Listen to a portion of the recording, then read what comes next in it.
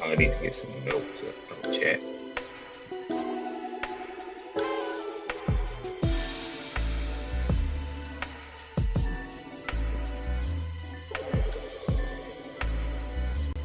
Get ready for the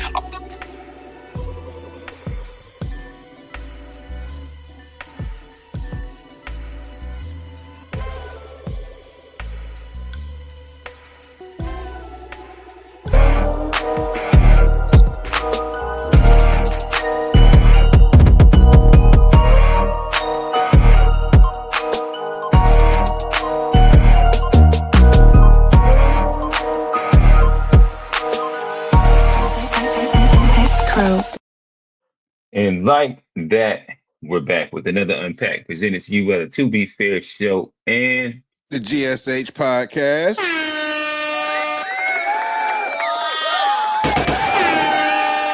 It doesn't matter how you feel. all right, we are back with another one. Again, today we're talking about the truth behind AI. Is it all marketing hype? Or is it humanity's biggest threat? Is it possibly capitalism's biggest threat? Are we witnessing the next dot-com boom? We're starting to get some global economic specialists come out, and they're talking through it right now. They're saying that this peak is looking very reminiscent of a couple other bubbles that we've seen, as recent as the dot-com boom, but there's the bubble right before the Great Depression. There's a couple more. Yeah, we'll get into that. But before we do that, y'all see the guys, y'all know the guys. It's the Four Horsemen here. G, talk to them. Yo, what's good, everybody? It's G, host of the GSH podcast, where we focus on family, friends, finances, freedom, and our future. Forget about everything else. Check it out wherever you get your pod. Search GSH POD. All right. Listen, I will say, G, it's a nigga in Charlotte biting you right now. Johnny, talk to Heavy. him.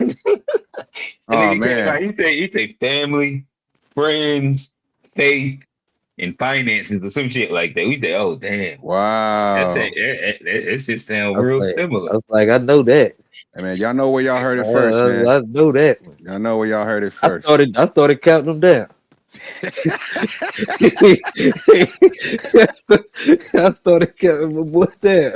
You got YouTube timestamps. You good, man. You know it.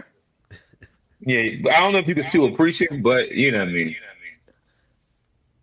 That's up to your faith. Hey Black, talk to him. We talking about What's up, the mayor everybody, of Charlotte man? pro temp. Yes. Back out here Wednesday night. Good to see everybody. It's August, man. Time is flying. So let's get it. Some might say Black August, a Black August. Johnny, talk to us, brother. Hey man, glad to be back. Got another good one lined up. Y'all know what we do, man. Let's lock in, man. Ready for a good one. Gotcha. All right, so with that said, just getting a real quick feel to where the panel is at. What is your current sentiments and feelings toward AI? We've been pitched the AI in the next 2 to 3 years will almost push us into a socialistic American economy where there's a need for a UBI, there's a possibility to work, but not a need to work. We've also been pitched that this is, or now we're starting to become pitched that maybe it's not everything that it's cracked up to be. News is starting to come out that pretty much all the AI companies are circling around about $1 trillion, couple $1 trillion of money, and a bunch of IOUs. The tokens haven't become profitable, and there's a lot of talk in the AI streets of it might be too expensive for it to be something that is tangible economically for companies to actually use. Right now, what is y'all sentiments? Just starting off as we get rolling. I mean, I think it's just like everything else. It's a tool. Uh, so I think it's just like, there was the gun, there was the industrial revolution, there was the internet. I think it's just another tool. I definitely think, there needs to be some regulation, especially when it comes to affordability and accessibility of it. And I think just like with anything else, it can be in the right hands. I think it could be really useful. In the wrong hands, I think it could be really detrimental. Uh, but it's a complicated subject. So I'm looking to dive deep into it for sure. So, are you a believer of the future of AI, or do you think that it's oversold hype?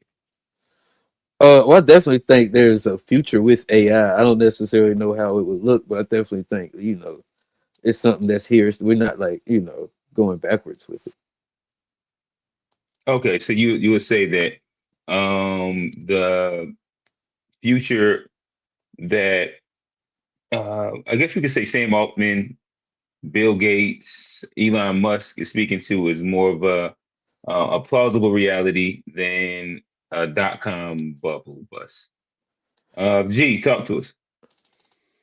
Yeah, I think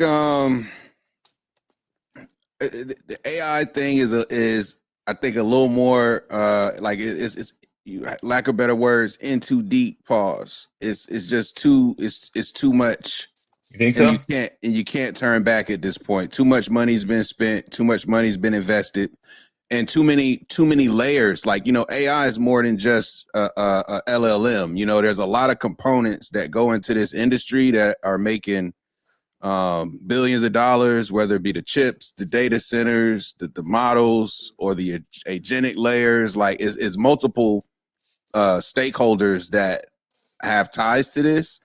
And yeah, when you consider like how these companies have grown and at the speed in which they've grown over the last, say, 2 to 3 years, yeah, it's really But no are, turning back, man. It's but I it's guess when what we it say is. grown, most of them are not profitable yet, though, right? Correct.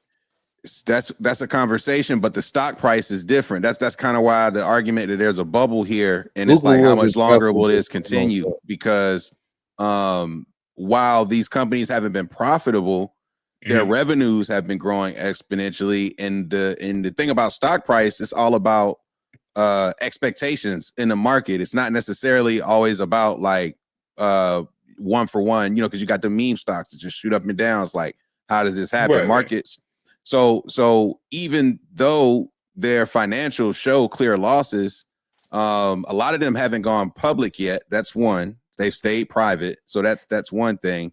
But say like the Nvidias of the world, like the chip Well, makers, I must say, I think the big seven is all public, correct? but say Anthropic is not a part of that group. OpenAI not a part of that group. They're Okay. not publicly traded companies yet. Oh, they're not. Okay, okay, okay. Yeah, but you talk about big seven like Amazon, Google, they're profitable. But what's taking place here recently is they've had a huge increase in operational spending because they're investing tons and tons of money to support their AI infrastructure. So, and their stock prices took a hit recently because of that. So when you consider, and same thing with Oracle, right? Oracle went crazy last year after they did the deal with OpenAI, but since that's peaked, I think it's almost been cut in half, and that's why they closed up the Paramount deal because the I forget his name off the top, but the owner of Oracle, who was financing that deal, lost like half his value because Oracle stock like was cut in half from the peak of when they went under contract for that. So again, it's a lot of money tied in this thing through and through. A lot of companies that got their hooks into this, and the government bailout is inevitable. So it's just too big now. Pause. There's no turning back. There's no turning back. Okay. A Black is would you say that excuse me, AI is overhyped or sold as what it's executing? Yeah, nah. I mean, I think G hit it on the head. We here now. We in it. This is the future. We talking about what it's gonna look like. We kind of are seeing what it's looking like, and it's being integrated into everything to the point of normalization, to the point of like at first you see this little AI bug on the corner and people don't know what to do with it, but slowly but surely they're training humans too on how to use AI so they can train AI with it. And it might start with as simple as uh, a photo and making yourself look like a tiger or making yourself look pregnant or whatever.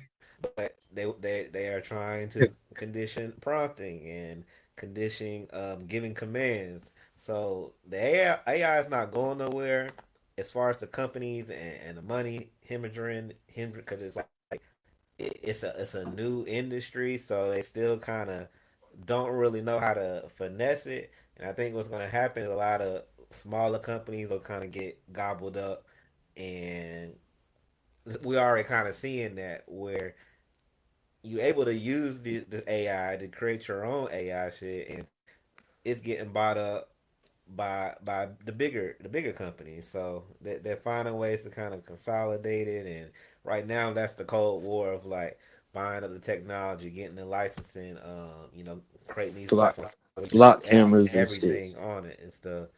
Uh, but like you say, AI is so much deeper than I think a lot of us even know yet. And so my thing is like I don't know what the future holds, good or bad. I just know it's here, and I think you need to be learning as much as possible, so you don't get left behind. Because they creating a world now where AI is going to be a part of it. You're going to have an assistant, whether it's in your glasses, whether it's in your phone, whether it's whatever. They're starting to train you now to where this about to be the new normal. We all gonna have a C3PO walking around with all our data, all our info and thoughts, and able to communicate and do stuff with. And we're gonna lose certain faculties ourselves and how to read and write and process and reason at a higher level. But everybody won't. Some are gonna be able to use it like a tool, like Johnny said. But I don't know if it's a tool because it's more sentient. Hammer is a tool. It'll just sit there if you don't use it. But AI can be working without you if you program it to do that. And while you sleep, that tool is tooling and doing things. So it ain't going nowhere. And people need to kind of get on it. Niggas want to talk about it's eating up the water, data centers. Like, it's just a digital, I don't know if one is digital, but it's a digital gold rush of something that's new, something that we, especially black people, can be kind of trying to capitalize on and learn not only the front end, but the back end of how this can benefit us. But I still think it's new. I still think the government don't know what to do with it and how to regulate it. We're seeing the wars of Anthropic and Open AI and them going back and forth with these big contracts. But the technology is there. The police integrating it. We've seen it with flock cameras. I shot an event with work and CPD, and the technology that they're using with AI and data is like niggas is cooked. Like they can find they like Cerebro out here. If they want you, they will find you, But and they got all the tools to do it. So I think people should learn as much as possible in the field that they're interested in, whether it's art, or technical, or business. Find a way to implement it, cause then you can get a lot more done. I feel like I'm able to start to see the benefit even in my workflow of I'm able to take on a lot more work because I'm able to process it faster with the AI, and I'm getting better with the AI and telling them how to do shit. So, and it's advancing like super fast. Shit it used to mess up on 3 months ago, like it's doing perfectly now. Like the images, the wording, the graphics, everything I is ain't gonna lie, my AI still be fucking up the same. But you know, it was better than last Well, year. Last ChatGPT year you work. couldn't even get Work is a spelling little right. better. You couldn't get spelling right on graphics. Like, Right. Hmm. It's so definitely gotten better. everything is picking up. So I think people need to be learning. I'm going back to school for it. It was part of my master's business analytics is AI concentration and machine learning and shit. I'm going over. Yeah, I mean, I think like it is similar, but like I think Steve just hit it on the head. Pause. But uh, the there was a bust, and there was a lot of companies that didn't make it. But at the end of the day, the people that run the world are the companies that were a part of that. The Googles, the Microsofts, and a lot of those companies who came, through that .com bust, ended up controlling a lot of the shit that I mean, even when it into AI, like Google's a big player in that now, and like they survived that. So Yeah, like, but there, would you also say that there was like an attached economic collapse that was closely paired with that as well. And typically when it comes down to new technology being introduced, there tends to be like the boom and then bust. And of course, there's going to be some players that continue to ride the wave per se.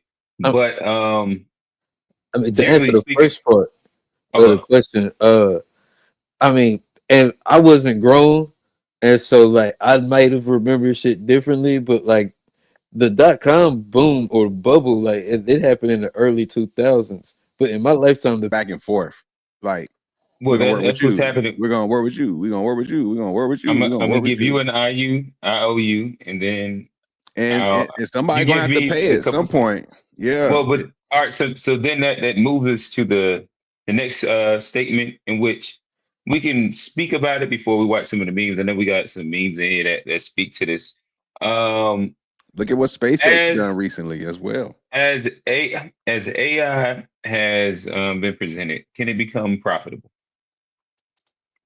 This has now become like the biggest issue that exists when it comes down to AI, the AI industry, and these companies. Can it become profitable? I can present both sides. So I'll let if somebody got I can take yeah. Well, you know you getting this nigga money say he go both through ways. Pause. subscriptions.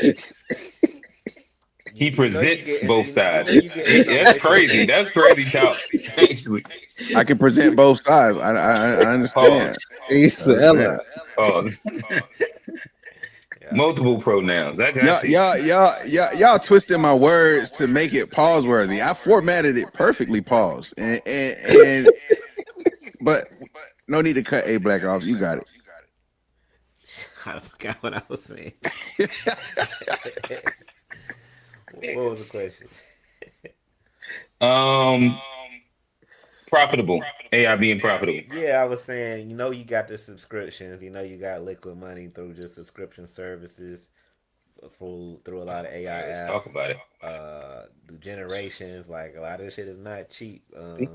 Seeing some of these little cute AI videos and stuff, them joints be adding up.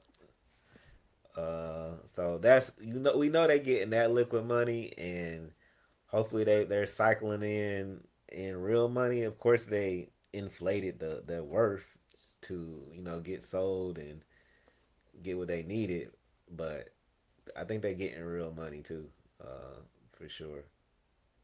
I don't know. I know I'm trying to get money with shit. Yeah, Cause I mean, somebody get money now, whether it's real or not. When it busts, my shit will be liquidated by then. But niggas, this is the Whoa. time to get money before it does bust. Oh yo, pause. That's all I got, man.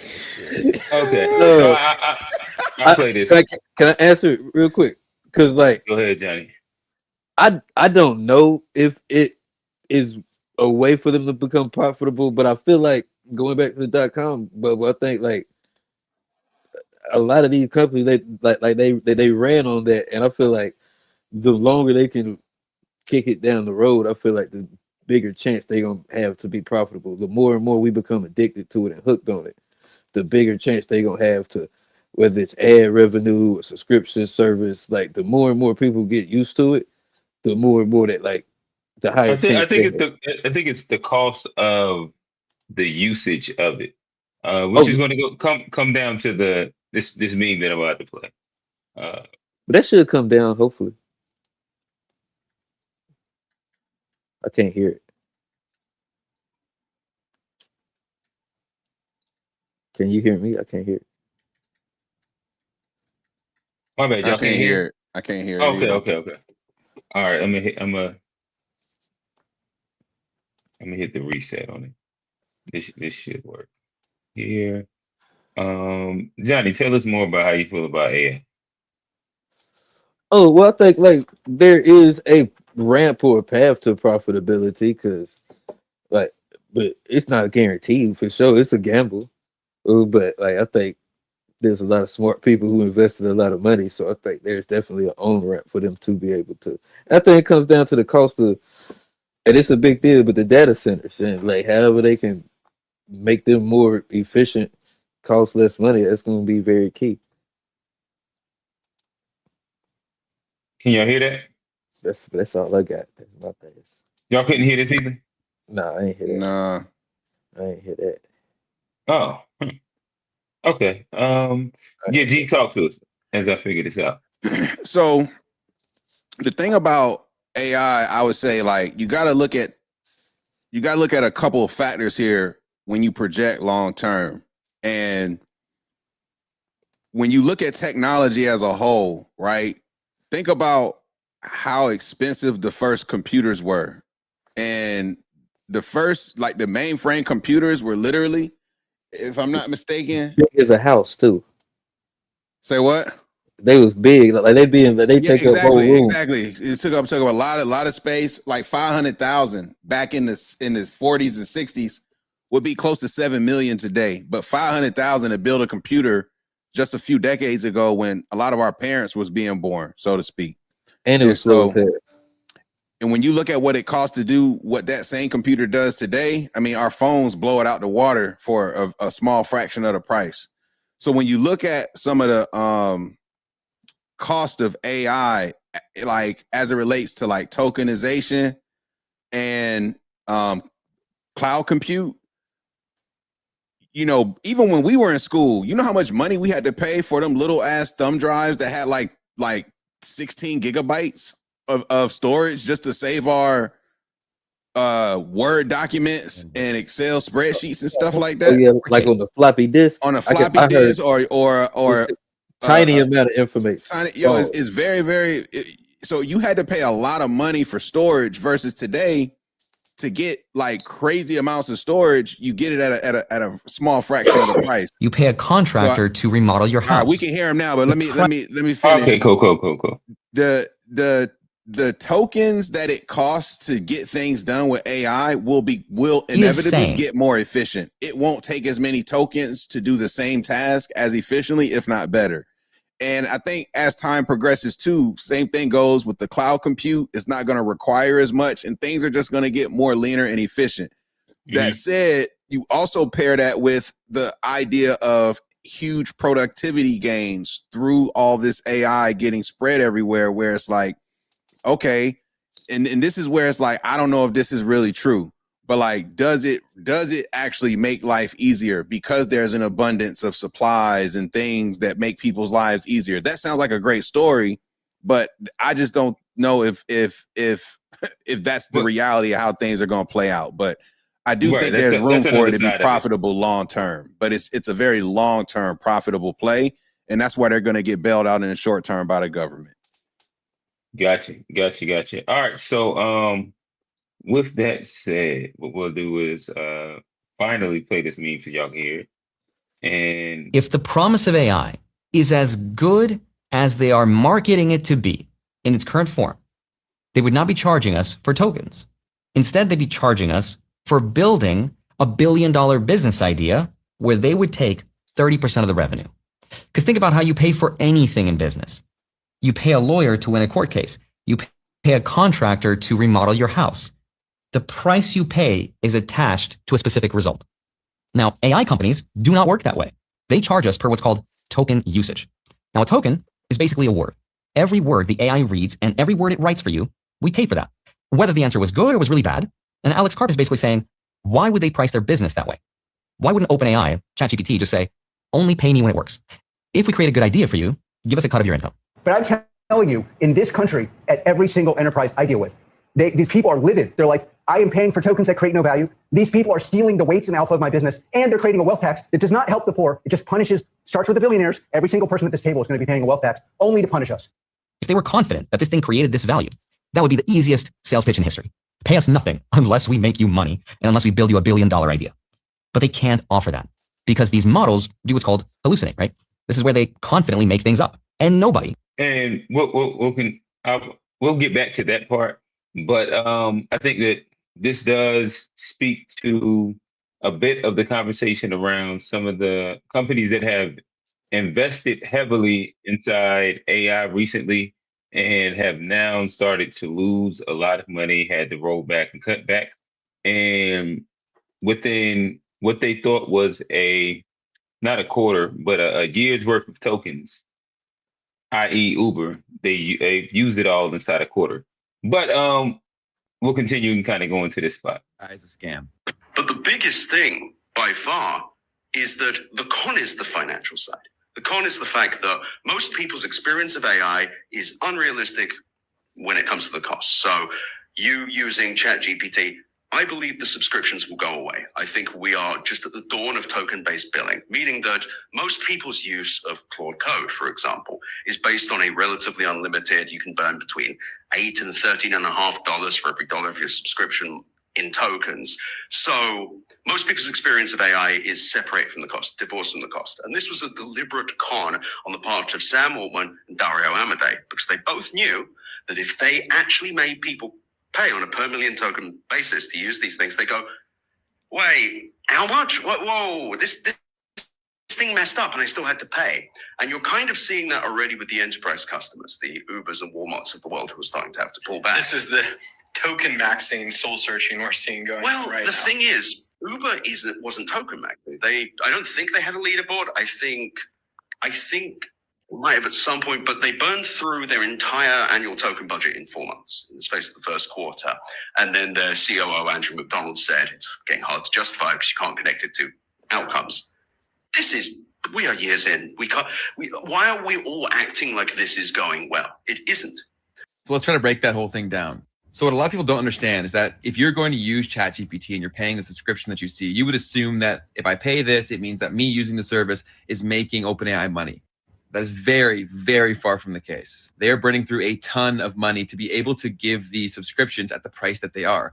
The whole point is to get people hooked and reliant on using the service, and then later crank up the price. Something Uber is all too familiar with. I'm sure you remember back in the day when Ubers used to be a few bucks, and it was amazing. It was mind-blowing that you could pay that little to get a cab. That was all done on purpose, and that was subsidized. Other people were losing money to get you hooked on the service, to price out competition, and to make you reliant on continuing to pay them. Uber connects to this story too. As Ed mentioned, this is the COO of Uber, and he had said that they've already burned through their tokens, which is basically how much AI you're using, in the first 4 months, their whole budget. And they couldn't link the value that they had spent to real improvement in their business. And that's the point that Ed is making, is that all of this is incredibly unsustainable. It's hard to justify to the public how this advancement is really going to improve their life. And the fear marketing has gone off the charts. Every single day you're hearing about how your job is taken, you're going to enter the permanent underclass. And most of the people pushing that message are financially incentivized to do so, which is what Ed is exposing. All right, what do y'all say to that? I mean, Man, you gotta dodge the fear, man, and get your money while they're getting good.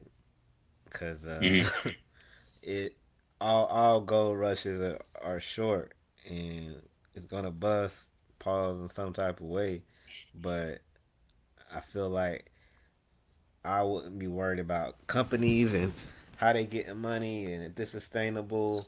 I'm also don't feel like I'm doing nothing that I'm solely dependent on. Like it's faster, but I can do it myself if I needed to. So like they crank up prices, like he says, to unrealistic.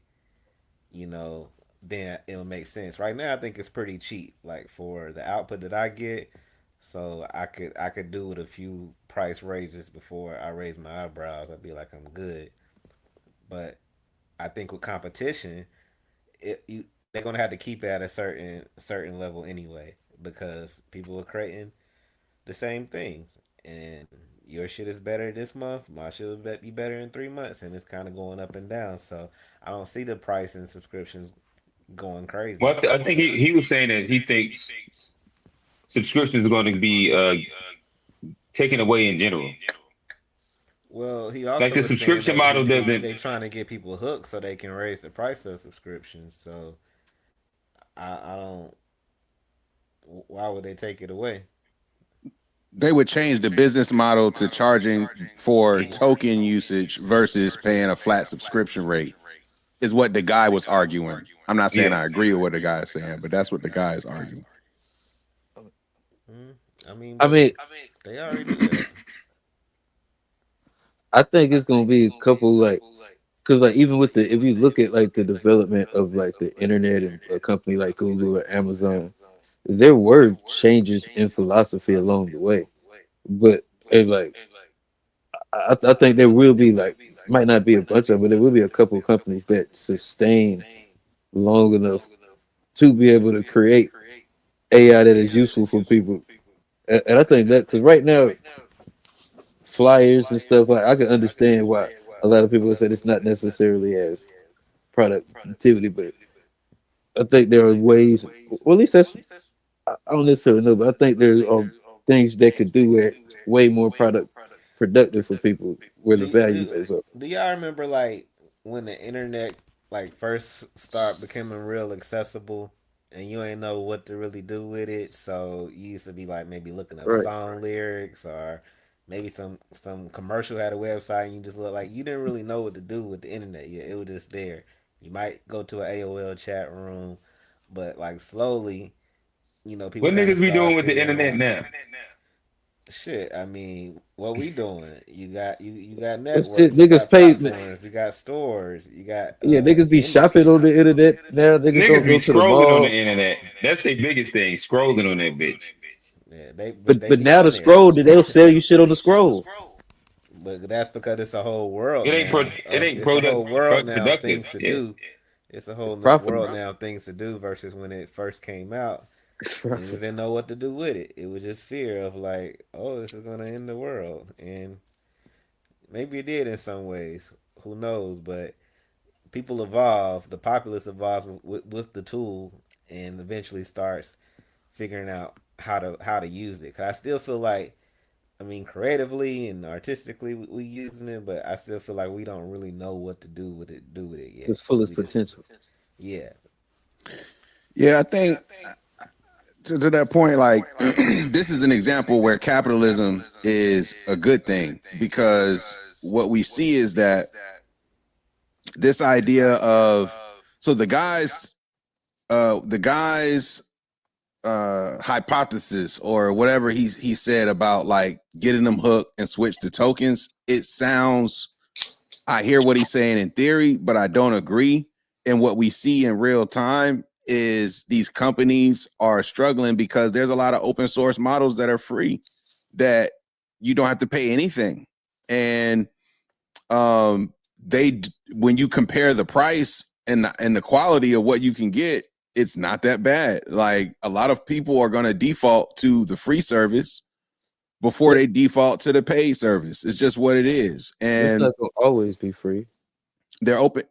The Chinese, China is flooding the U.S. with cheap open source models, and it's hurting But Anthropic. where's the computing power coming from? China.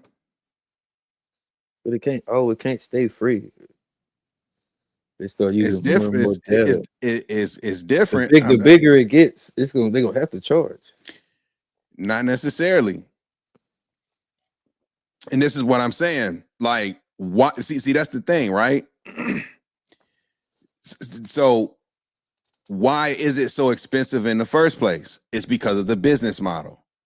And depending on how you operate functionally, China's like, we'll build data centers, we'll do whatever. Like China is in a they're set up differently to handle what they're doing strategically as a play to put them in power to further their own mission. So this is an investment for them. This is not something where, again, like, because like for example, but investment got a return. Like, yeah, and it will. So for example,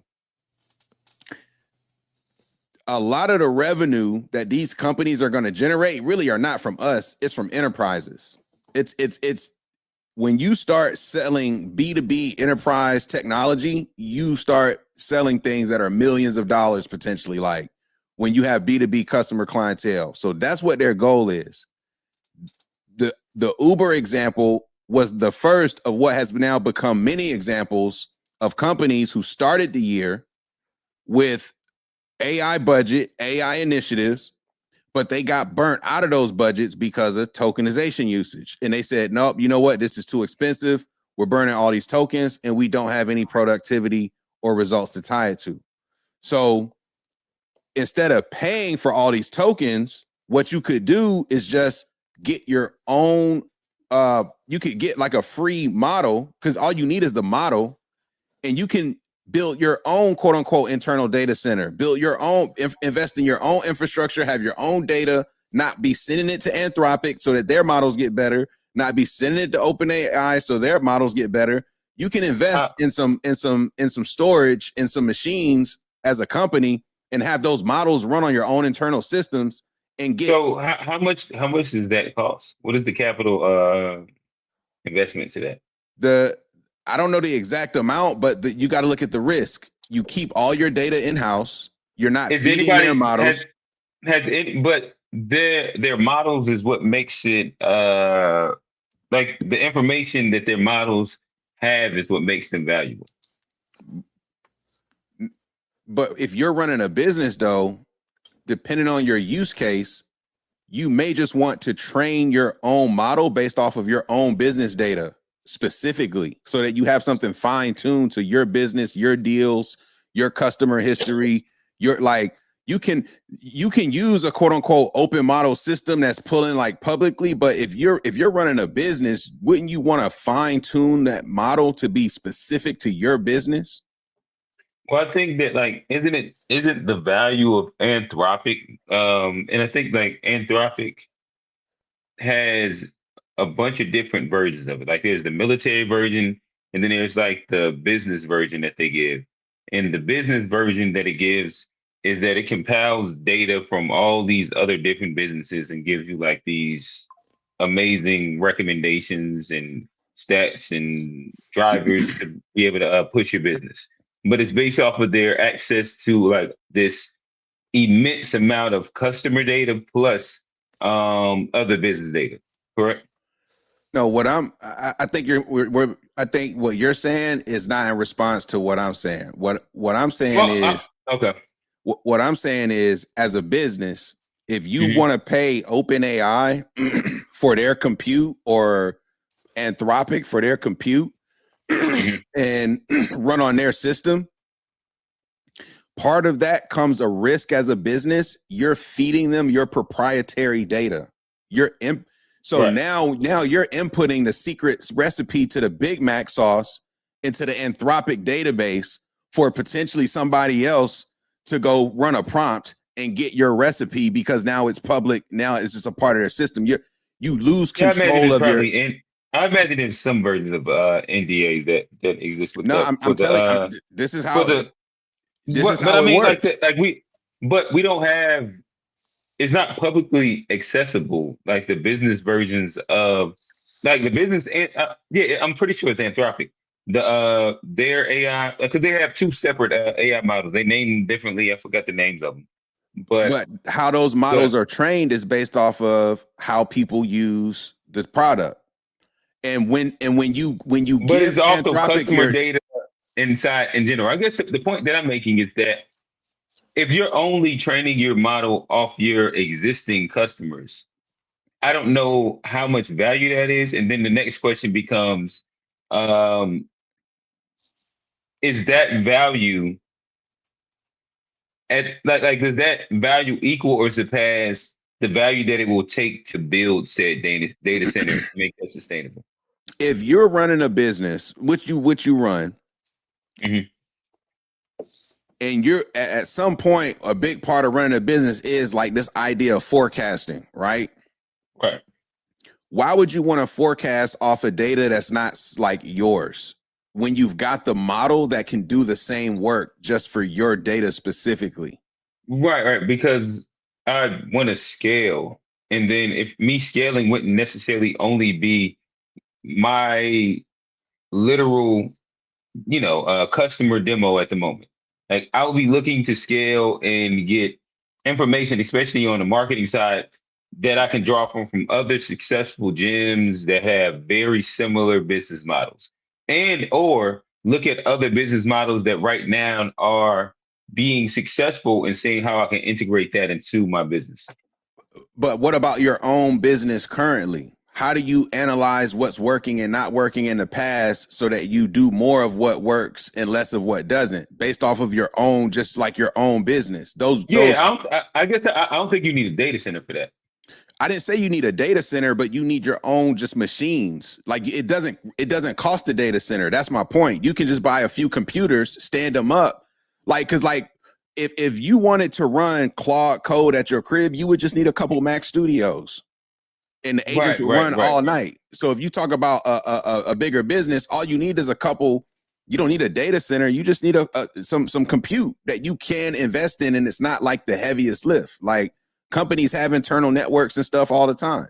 And this is So where why haven't businesses went down this road yet? they are starting to, is what I'm saying. That this is literally starting What to are happen in real time. So what are some of the ones that are not adjacent to like these big data companies, not data companies, these big tech companies that are subsidizing these other smaller companies to build their own data centers? Because I know that they are doing it, and that's part of the big circle. But are there ones that's outside of that grouping that you're talking about? Like everyday, like enterprises. I'm not sure if I understand the question. Like, I guess again, so there are businesses that are building data centers. Yes. A lot of them, the ones that are, I'll just say the ones that I have heard of are attached to and are subsidized inside some way or are part of the big circle chain that is like the AI tech bubble, in which there's a bunch of IOUs, equity, and money being passed around in a circle to where there is promises, whether it's inside chips, it's in tokens or capital from these other companies. So they're incentivized to build these data centers. Are there any of them that are outside of that bubble, is what I'm asking. now, because are you comparing the data centers to what I was saying about building your own compute? Or I'm a little. All right, well, my bad. So at first you started with data center. So I like you might have like changed the wording now. So so if are we no longer talking about building your own data centers as a company or enterprise? I don't think I ever said they build their own data centers. I said they can house their own data internally. That's not necessarily building a data center. Like a data center is like a huge, like companies can have internal networks that they buy machines, everything runs internally. It doesn't go up to the cloud, for example. It's all local. It's all on a local network. It doesn't go in like to the internet. I understand that for sure. And that's what I'm saying. That's all you need to run your own to run your own agents internally on an open source model and get similar results for a fraction of the price. That's all you need. Just you have to invest in an internal network.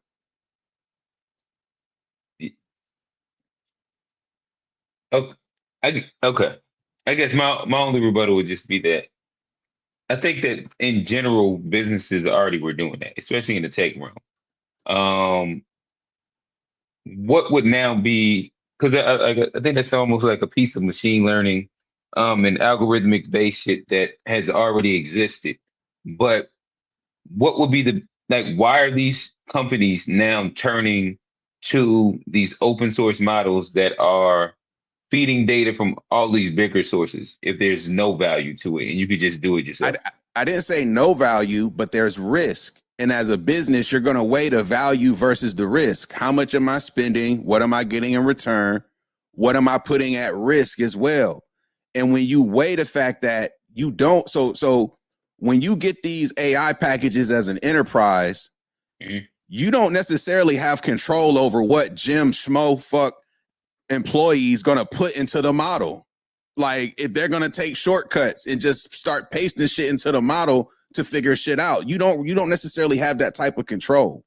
And what I'm saying is that what you see as a risk for using these models is you don't want to give Anthropic your secret recipe or anything related to your IP, because now that information is no longer just yours. Anthropic or the system you're using will have some ownership of it, and they'll be able to do what they please, and you'll have no say about it. So this idea that you can sign an NDA with them is not true, because you sign a waiver, like you acknowledge by using our model, we're using your data to train our shit. That's the NDA. And so as a business, you're not necessarily going to want to take that risk. Right. Well, all right. So I guess that's what you mean by secret sauce. I was going to say that also doesn't mean that you are giving away like all your business information and secrets per se. But I don't know. Like, yeah, I kind of understand what you're saying. It's smooth. Yeah, Johnny, A Black, talk to us. Oh no, y'all got it. I can't hear. We can't hear you, A Black.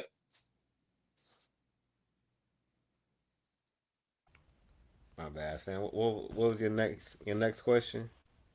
Oh, I can find the next question real quick. Or better yet, I had two videos I had pulled up.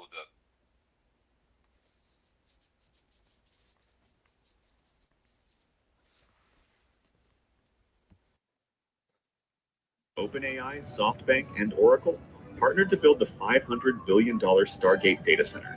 NVIDIA invested $30 billion in OpenAI, SoftBank invested $30 billion in OpenAI, and Amazon $50 billion in OpenAI. OpenAI will need to buy $500 to $600 billion worth of chips from NVIDIA. Oracle bought $40 billion of chips from NVIDIA. OpenAI signed a $300 billion deal with Oracle. Then OpenAI signed a $90 billion deal with AMD for rights to 10% of AMD. CoreWeave, partially owned by NVIDIA, rents out cloud capacity to Meta, Microsoft, OpenAI, Anthropic, and Google. Microsoft owns 27% of OpenAI, is a fifth of NVIDIA sales, and rents $30 billion worth of cloud capacity to Anthropic. Google invested $3 billion and an additional $40 billion as of late April 2026 in Anthropic. Anthropic is using 1 million Google chips. Amazon invested $8 billion into Anthropic and built Anthropic its own $11 billion data center. And even now, these deals continue to cycle around the industry. Everyone is everyone else's investor, supplier, customer, and competitor, all at the same time. It's like a group of friends passing the same $50 bill around the table and each calling it their. Okay, so here's the full mess. Say, I think artificial intelligence is right up there with the railroads. It's one of the defining great ideas of the last couple of hundred years. It's going to change everything. And that is critical. If you mean to have a bubble, people think that a bubble is mainly because it's a scam, and nothing could be further from the truth. The great bubbles always occur around the very most important ideas. So the railroads, everyone could see that it would change the world. And everyone wanted to put their money in, and everybody put their money in. They overinvested. And even though the railroads were a spectacularly powerful idea, the railroads collapsed as stocks, and everybody lost a ton of dough. The same with the internet. And then out of the wreckage, the railroads changed the world, and the internet changed the world. What we have to remember is that in 99, Amazon went up 6 or 7 times. In the crash, in the tech bubble, it went down 92%. as I like to say, check it. It's such a remarkably large number. And then out of the wreckage, it inherited the retail world. And that's how it works. The greater the idea, the more obvious the idea, the more money goes in, and the bigger the bubble, and the bigger the bust. And are we on the verge of a collapse with AI? When I say verge, I mean over the coming years. If you look at the data, it would be compatible with history for the peak to be very soon. Everything is in line. This is, I think, the biggest investment bubble in American history. The indicators of a pure crazy euphoria, like SpaceX, are all over the place. SpaceX defines as its addressable market a quarter of the global, say, I think. All right. What I is your got reaction? well to me, I think like it almost sounds like it being a bust long term wouldn't be a bad idea because like he said, like with the railroads, with the internet, we also complain about like the top 1% in this country and how much they're hoarding wealth and the wealth gap.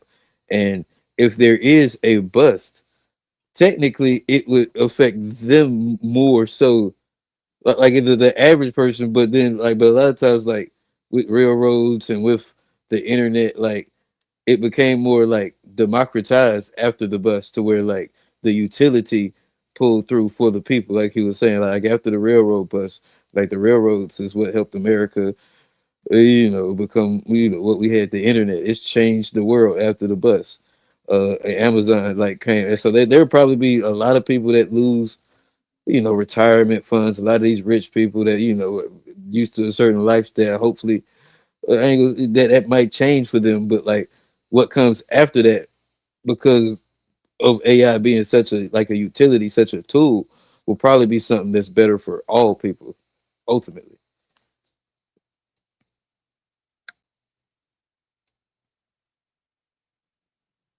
That's just my 2 cents. Yeah. Shit, man. I mean,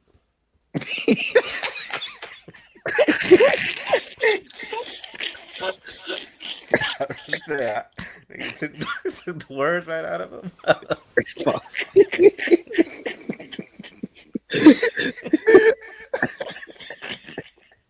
It wasn't that crazy with us.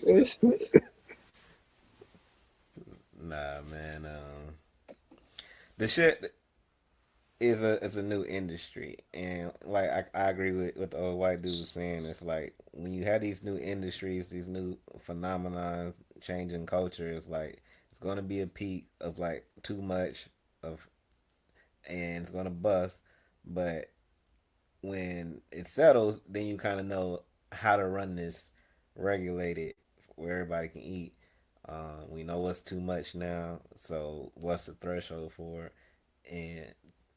And then in the process, people are still becoming normalized, programmed to use something that they are going to be dependent on in some ways, and you're gonna eat from it. So yeah, there'll be a bubble bust, but they'll save each other. They'll rotate their money from other industries, whether it's real estate or banking or whatever else they got their hands into, and keep themselves afloat. They're gonna buy up little guys, and the government's gonna get more control of it, and that's what it's gonna be. But it's not going nowhere. Like I said, it's new. So if it busts, like that's kind of inevitable because they have to figure it out. How do we sustain this? Like okay, this is the peak. We know. Now let's work within that and cut out the fat, and that's what happens with every new industry. And I think Gotcha. that's part of the cost of capitalism too. Like you got to invest in stuff early, but a lot of time you invest in the wrong shit and you take an L, and the person who invested in the right shit end up like being, even you come down to like a lot of the railroads and all of that stuff, it was people that fought against it, that invested in the opposite, that didn't want it, but ultimately they lost that. It was people that were fighting the internet. Ultimately, like the better ideas will always win. And so it's like people gonna overinvest, and sure, like the rich people are gonna take L's.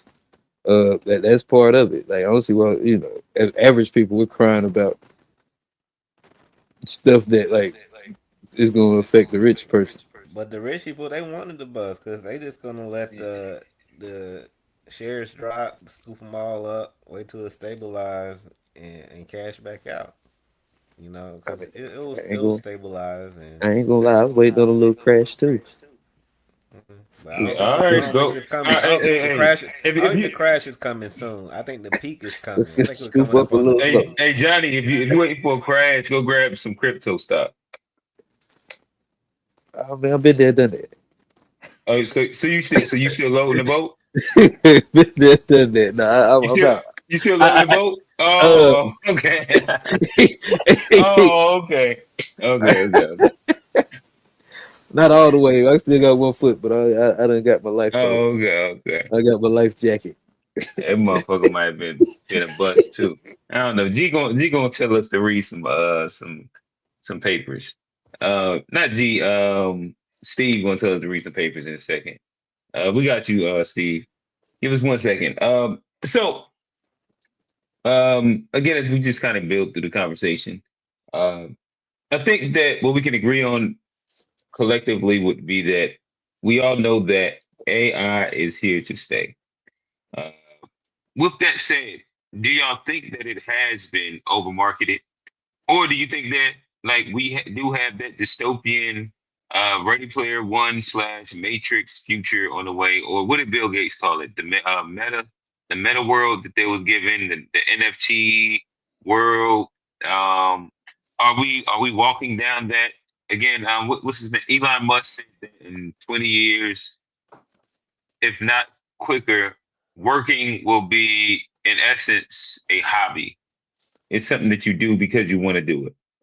Do y'all see that as that, or is this something that is just a really good marketing tool by some of the higher ups in these companies that is pushing the idea of the necessity for it, which then pushes people to invest?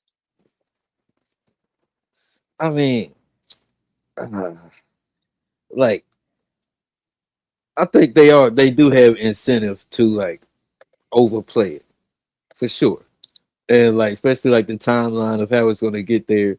For sure, they have incentive to like be like this thing is going to be like the best thing since sliced bread, whatever they say.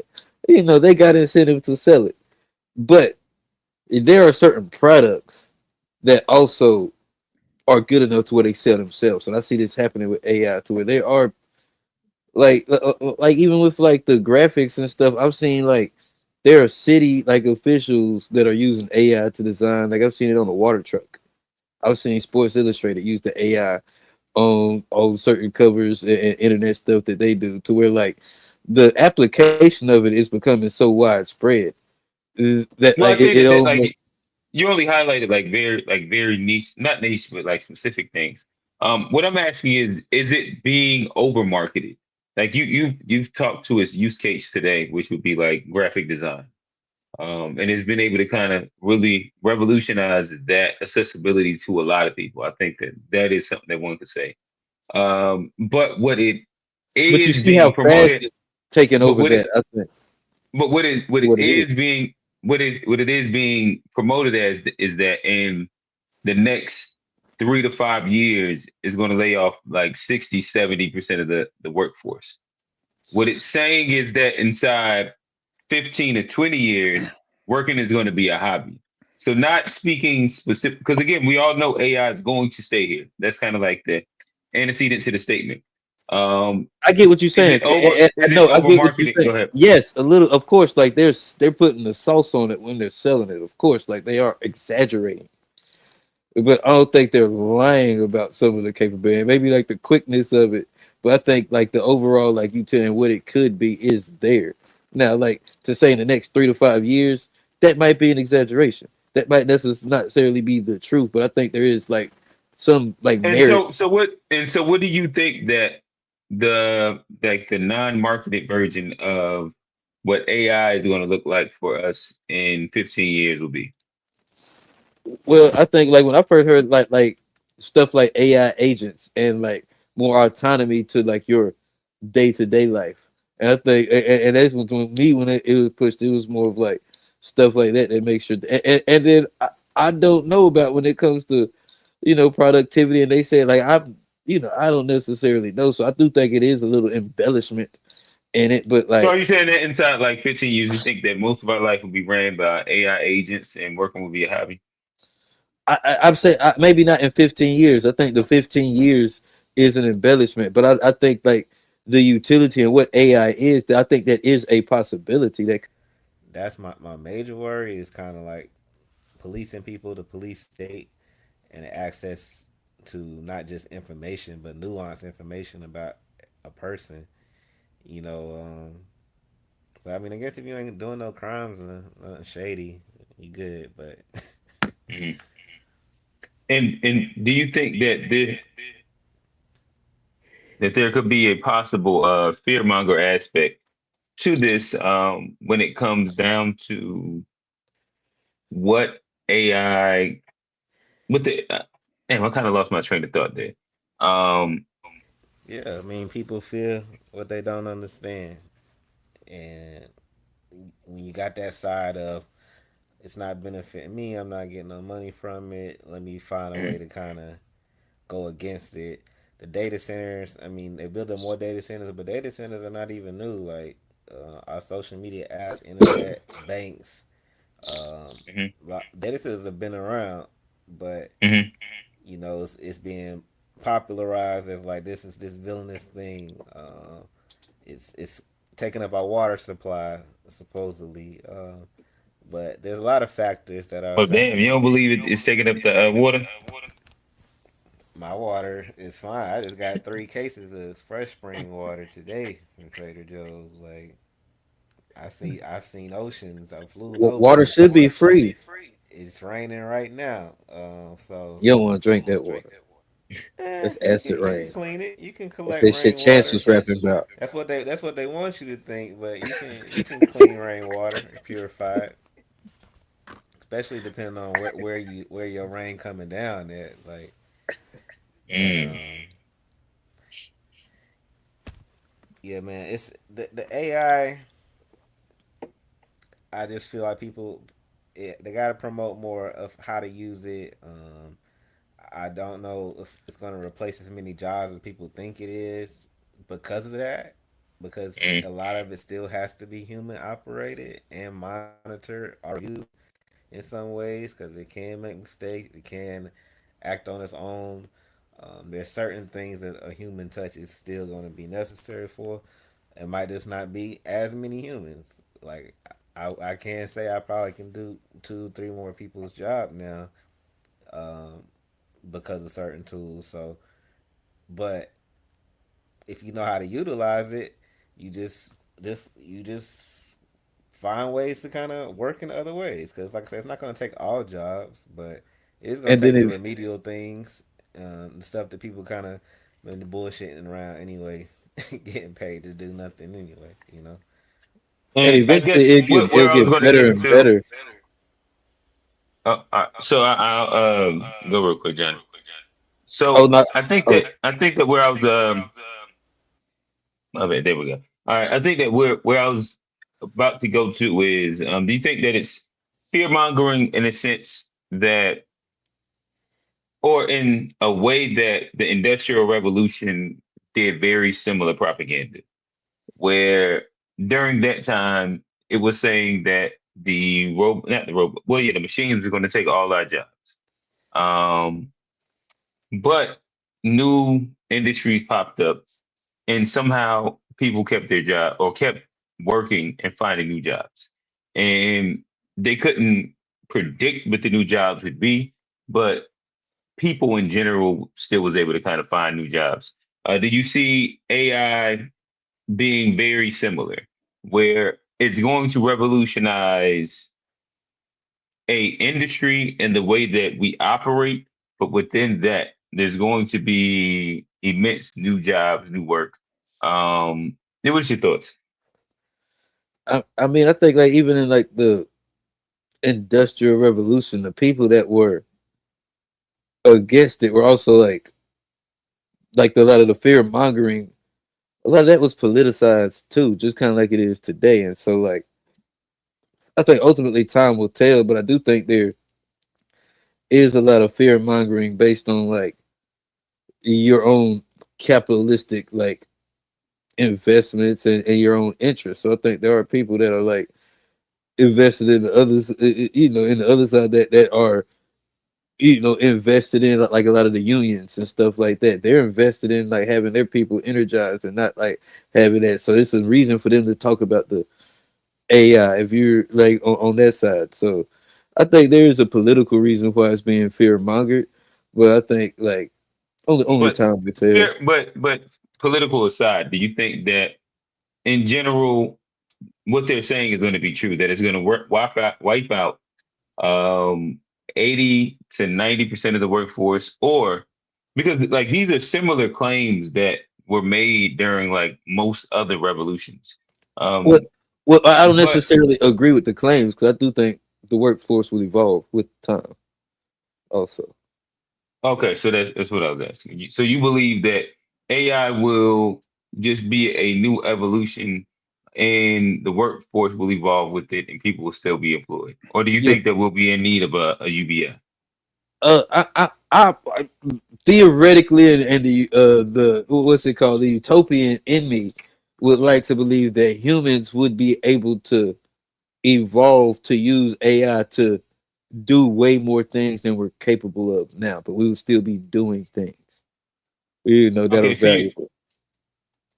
wait, so do you think that I think it'll the evolve. industries will so I you think think industries will evolve into where there'll be more of a different work? Or do you think that AI will make it to where people need a UBI? I don't. I'm torn on that question, but like Uh, what I want to believe is that we won't need a UBI. G, talk to us. Um, so it's like it was a couple of things I think. So like one, the fear mongering marketing piece, I think is definitely all marketing to a degree where they're trying to.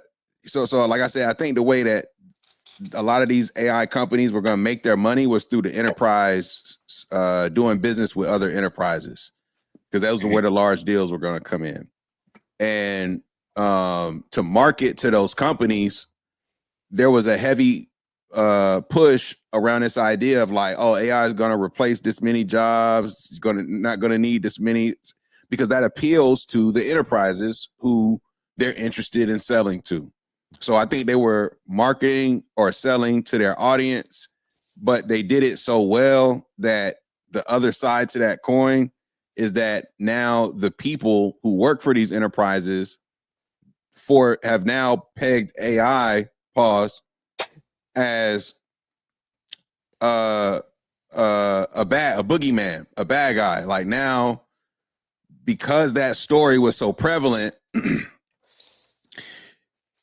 and then all these layoffs started happening. But what people don't also like acknowledge with the timing of that was that there was just an overhiring period in COVID. Inevitably, there were going to be layoffs because there was too much money because of COVID. There was the great Tariffs, resignation period. there's a Everybody bunch was of getting tariffs. overpaid. There was there was just hyper hiring in many of these big companies, and they were just spending money crazy because it was free. So inevitably, folks were going to get laid off. But in that same time period, you got this AI narrative growing. And now all of a sudden, as the layoffs are happening, AI is the clear boogeyman.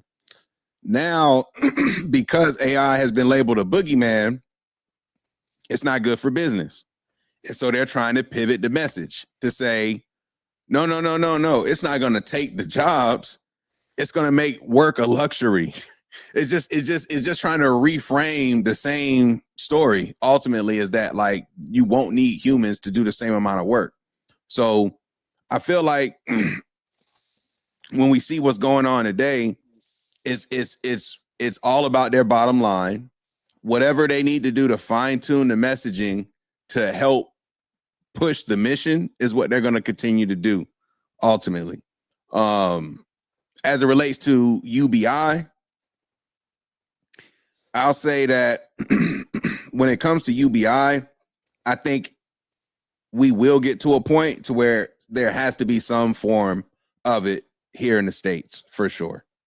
Okay, so jobs ain't gonna evolve. We're gonna need that UBI. But I would say beyond just the job component, it's on the fact that these data sets are nothing without the data that we involuntarily sort of gave them. And I think that there will be a somewhat of a reckoning between the human population and them wanting to get paid for the data that made these models work so successfully. I've been saying that. And this is where I say the government bailout is inevitable, because they're already talking about OpenAI giving the 5% stake to the government. But now we're going full on socialism. It's crazy. And so there will be some reckoning. There will be some reckoning that these governments are gonna. But the thing is like, or the billionaires will crash out. They're gonna cut the deal with the government to try to cut out the people. But I do think as we start to see with the people and these democratic socialists, these democratic socialists that are getting elected, that just got elected in Michigan again, we starting to see like a turn against the establishment. So to the game. I think it's possible. But with that same turn on the establishment, like I think like the UBI be necessary, but that's only if the rich keep getting richer. I think if but I think if the bubble, but I think if the crash comes and things level out, I think you get back to where it comes to where a lot more Johnny, diplomatic. If the crash comes, we're gonna definitely need a UBI, because what I don't think you're under. I don't think what you're valuing is how the average, not the rich, because average niggas got retirement funds and 401ks and Roths, etc. You might not realize how much of all of that money is somehow tied to the belief in AI long term. You might be surprised. And I'm talking about the average worker making 60 to 100,000 in your regular city, who spent 25, 30 years contributing to that 401k, who's probably looking to retire in, what was this, 2026, who's probably looking to retire here in the next 2 to 3 years. Now, because of how these markets are looking, what they thought they were going to have a retirement may have just been cut 40%, 50%, and it can look a lot scarier. So it can get ugly. It can get ugly. This is a fucked up joke, but at least, like, you know, you got to work extra 10 years. It'd be a little easier with AI. I mean, the same thing happened. The same thing happened to folks who was retiring in the 08, 09 years. Or the .com bubble too. And the .com, yeah. But like, yeah, you got working, but at least you just hitting the, you know, you just checking the AI now. Yeah. I didn't necessarily have I kind of forgot the question that I wanted to ask y'all. Damn, where was we at? What was you just saying before Jenny hopped in? We was talking about UBI, yeah. And I was saying I think it's gonna get to a point where all right, I know because of the data, they take from the humans, they're gonna have to pay us for that. What I was gonna ask y'all was, do you think that capitalism can survive the AI?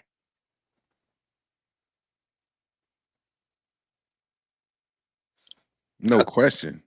I think that all of the people that are involved in AI, whether it's, you know, the Sam Altmans, the Elons, the whoever, they have all pivoted to this socialist model because of they understand what it eventually looks like for the have-nots, the regular people, to where it is likely to become almost unobtainable, and to keep them from eating the rich or, you know, busting down the door of the bourgeoisie. I think that it seems like they have all pivoted to a very intentional socialist model. But I think they're doing that like very intentionally, because I think they understand that like AI is something that like can't even the playing field to where it makes it hard. Like for it can even the playing field. I think kill capitalism. I think with the productivity and what it can, I think it can even the playing field to where like socialism is more of a viable thing with AI versus without it. I think like AI can make for a playing field to where now there are some hurdles because like What all right, so when you say even the playing field, what do you like? I don't even know if I understand. I think you're saying even the playing field capitalistic wise. You saying socialist. well I think like What do you mean? capitalistic wise it evens the playing field for the have nots, the small businesses, stuff like that. I think it makes it like a more In even what or way? fair playing field to like I think just productivity. If you can have like if you can be able to create your own website and do the just with what it is now, it gives you it allows you to do way more things at a lower cost to where I think that's good for small businesses to help small Yeah, businesses but Johnny, survive. but what about the Good. company that's bigger than you that can afford way much more compute that want to do the same thing that you do? So like, how do you compete with that if they can just simply just brute force you because they can just buy way much more compute and then just do the exact They can same Walmart you pretty much, and just do the exact same thing you do. Like and then I offer think it at a cheaper price. I think people need to come to the grips with the reality. Like a thing people Capitalism typically dead. no, not even that. Like people describe you. It's a common thing now. People describe the economy as a K-shaped economy, right? But really, the period between 1940 to 2000 and maybe what you want to what say does that mean? 2000 to 2000. So a K-shaped economy means for some people it's going up a lot, and for some people it's going down a lot. Hmm. And I mean for that is that is always kind of like been the baseline of how the economy work in the United States of America. Like I think we just kind of like coming to grips with it now. It's just been hyper inflated. Exactly. It's just but that's always been the orientation of how the economy works. Like these last 5 years have been crazy in terms of cost of like we've talked about it in the chat. Like And the I crazy. give you a prime example. I mean, most of us we live in big cities, coastal, uh, we tech adjacent or whatever. Our economy has been very different over the past 20 years versus somebody who lived in the middle of America, who was economy was built off industrialization, manufacturing, and so forth, so on. And that's how you can have people who live in the same country and it's be like, yeah, it's been great for me. I'm a tech worker, whatever the case may be. But in the same vein as somebody who live in the middle of America and be like, this the worst the country ever been. So we've been in a K-shaped economy for like a minute. You know, 70% of the GDP is responsible as like 30 cities. So, all of the growth come from like 30 cities in the United States of America. So it's just like that's just kind of how it is. Um, it's I know G want the explain the open source models. Well, why somebody would prefer an open source model is because there is limitations to using one Anthropic or OpenAI or whoever you're using because they control the model. So right now, if I don't know, I can't remember. They be censoring outputs. They don't even give you real outputs now. They filtering outputs based off of what your prompt is. So I don't know. I follow David Sachs on Twitter or whatever, but when the Chinese model came out, the reason why people like the Chinese model is not because it can outcompute the American models. The reason people like the Chinese models is because it do what you tell it to do. you know, you, So even if Anthropic and OpenAI from a technical standpoint have the ability to do something, that don't mean they're gonna allow you to do it. And so that's why somebody might prefer to just say, okay, I'm gonna do my own in-house compute, how the model do what I want it to do, and then I don't have to worry about that overhead cost of paying Anthropic in them for their services, and then I'm paying them for their services, and it don't even do what I want it to do all the time. So that's kind of like why somebody would prefer that way.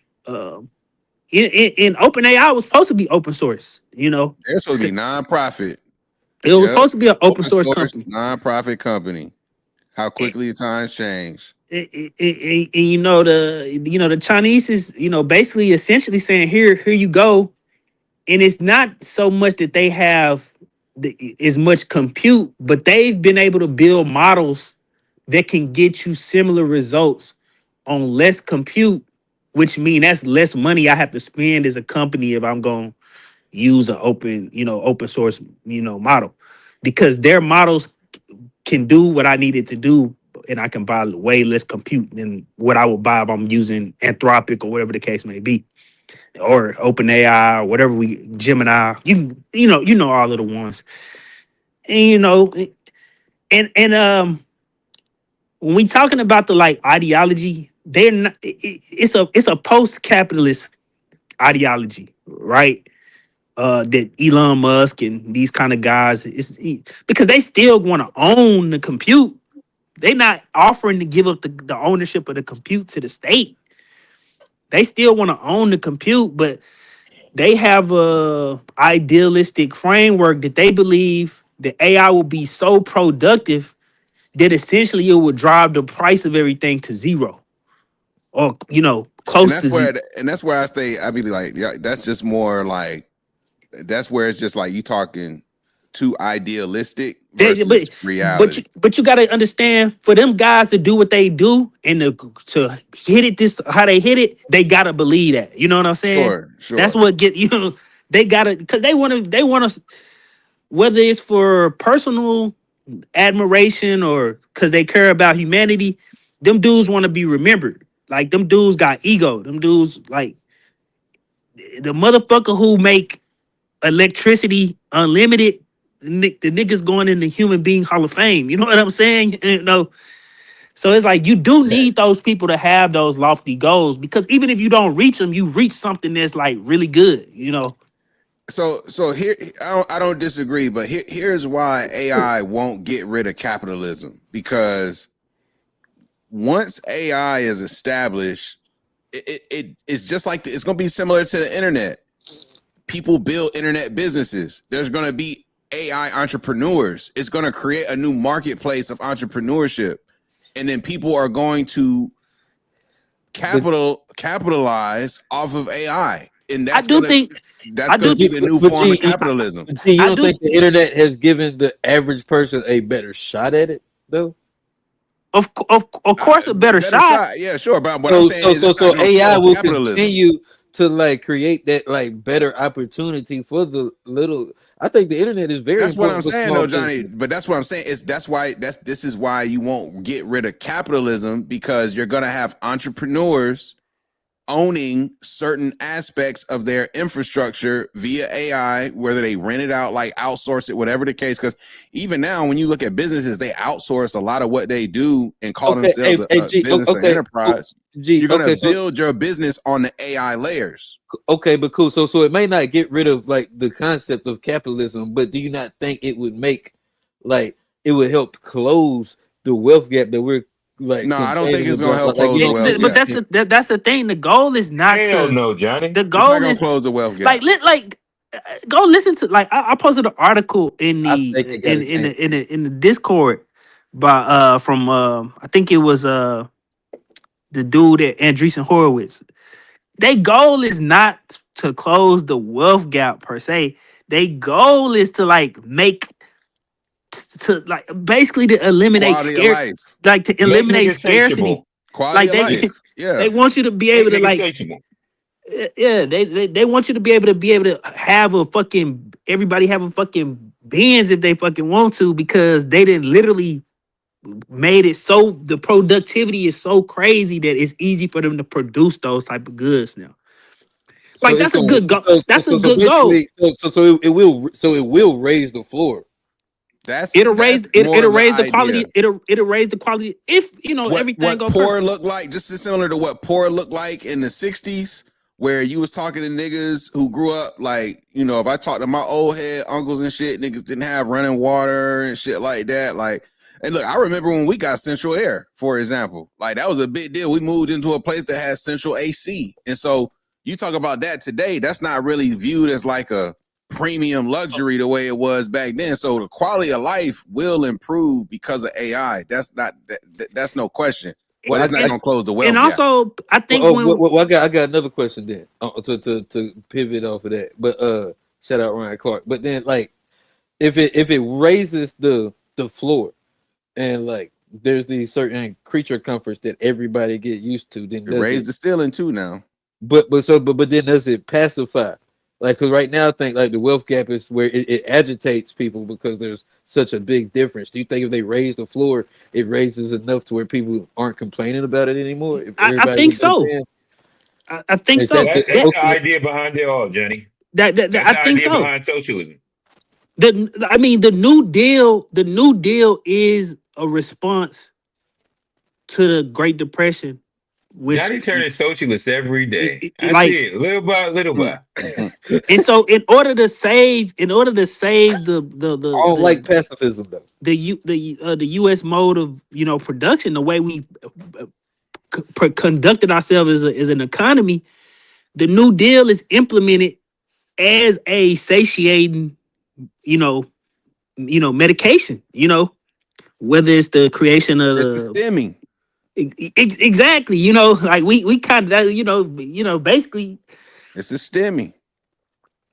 But because that is the real complaint.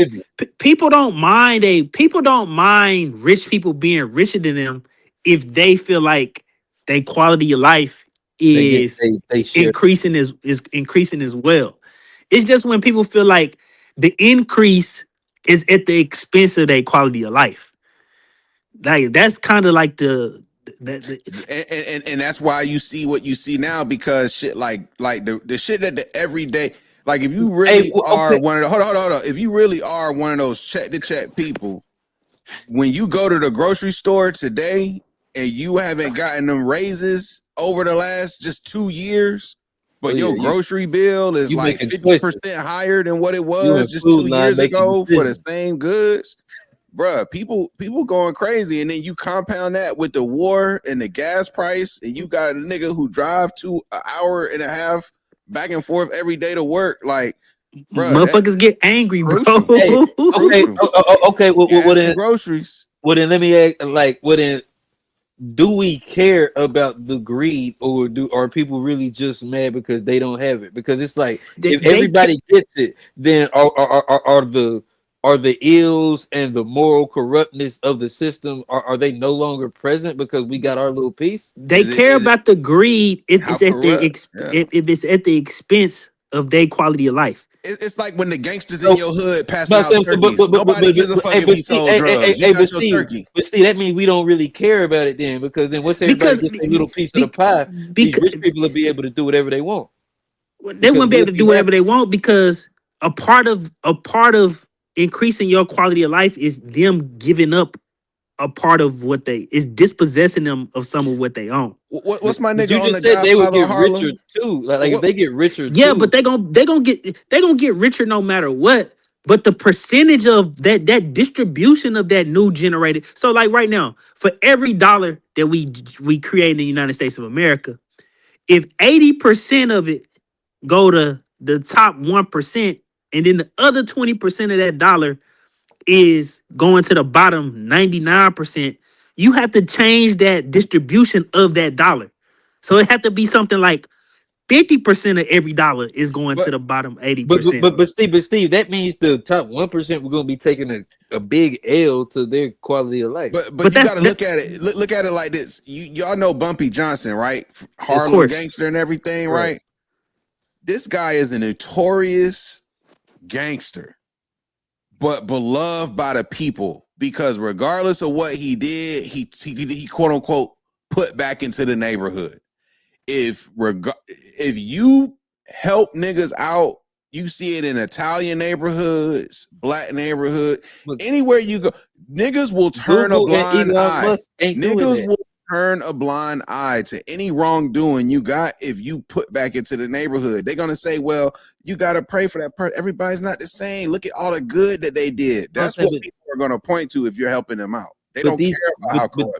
But these corporations aren't doing. They're not supporting stuff that helps. You know what I'm saying? Like these big corporations that we're talking about, the ones that control the AI, they don't have a history of what you're talking about. Yeah, Or, you're right. But that's why they in the like, you know what I'm conundrum. But that's why they in the conundrum that they in now. So Yep. so it's either you recognize the issue, dispossess yourself of the wealth, and we're not even talking about like If you're you not gonna gonna sell make. drugs on the block, at least take care of the grandma. Yeah, we're not talking about you going.